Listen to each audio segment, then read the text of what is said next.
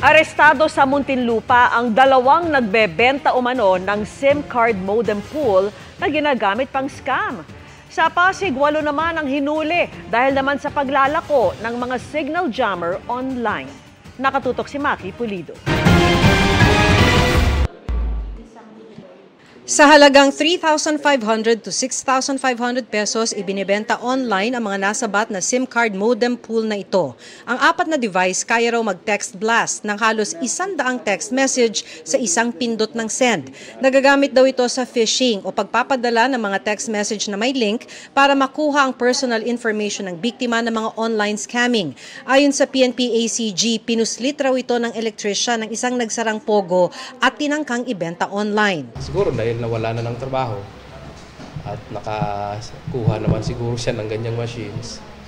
Just to have money, binibenta niya ng mura.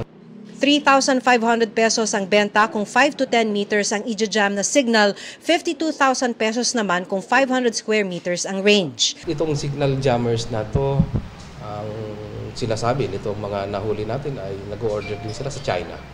And then they are reselling this online. Na-monitor ng PNP Anti-Cybercrime Group ang bentahan kaya't nagkasa sila ng magkahiwalay na buy-bust operation.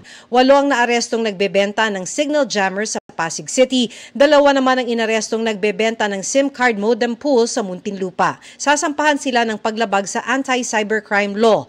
Highly regulated ang mga device na ito at kailangan ng permiso mula sa National Telecommunication Commission para makabenta at makagamit. Eventually, magagamit naman talaga ito sa krimen. So why not disrupt them while hindi pa nagagamit? Alam naman natin ma'am ngayon, maraming nabibiktima sa scam using this machine. So bakit hantayin pa natin makapag-scam sila?